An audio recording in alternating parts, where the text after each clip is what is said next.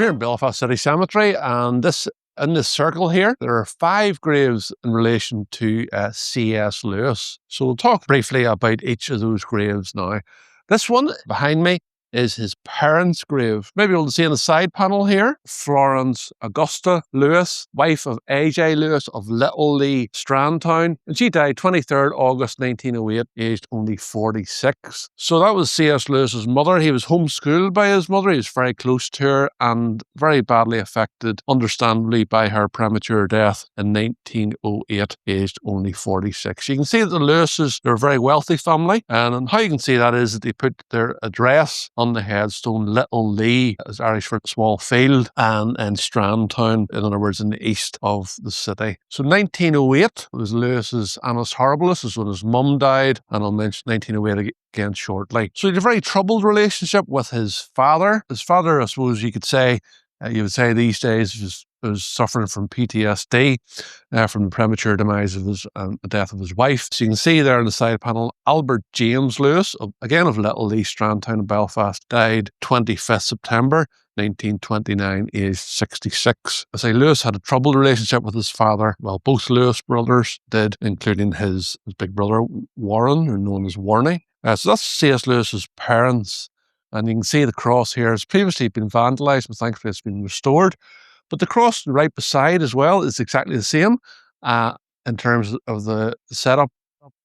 It has the name Lewis at the base, and it says "Till He Come." So in the side panel here, you see it commemorates an uncle of C.S. Lewis's, Joseph, known as Joey Lewis, of Sandycroft, Bloomfield. Now, my mum grew up in Bloomfield, but the Sandycroft mentioned here in Bloomfield is actually in Cypress Avenue, so it's posh house. It's still there.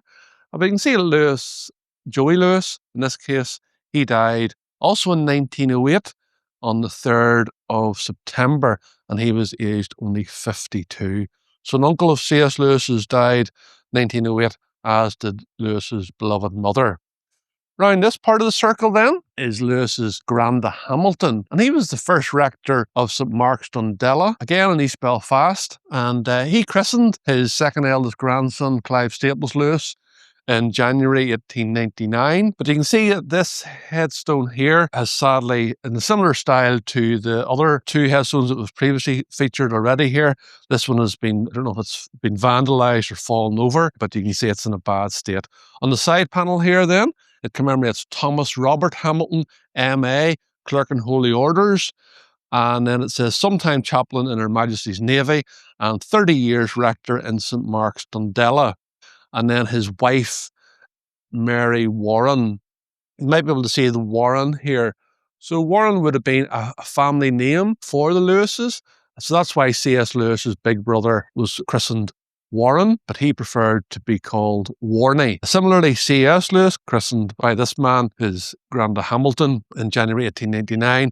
While she was christened Clive Staples, C.S. Clive Staples, he preferred to be referred to as Jack. And Jack was named after a train driver who Lewis was very close to on perhaps a number of their trips up to Castle Rock in County Londonderry, where the family used to holiday regularly. And then right beside then, again, this grave is in a bad state. You can perhaps see it commemorates Molly, eldest daughter of Augustus Warren Hamilton, born 12th of October 1898, died 1st of April 1904. It's very hard to read, but her father there, Augustus Warren Hamilton, is commemorated on the side panel. He was a cousin of Lewis's. And in the final grave here, again in a similar style to 3 of the others that I've mentioned, and at the base of the headstone it says, now in the place where he was crucified, there was a garden. So this is C.S. Lewis's paternal granda, commemorated here, Richard Lewis of Tiasa, Strandtown. So like his parents had their address, Little Lee, on their headstone, his Richard Lewis has Tiasa. Tiasa is in Strandtown. It's now off Parkgate Avenue. Tiasa stands for, in Welsh, for house that stands alone. Now it's completely surrounded by houses, but originally it stood in a bit of grounds. Like Lewis's mother and Uncle Joey, perhaps see from the headstone, the side panel on the headstone,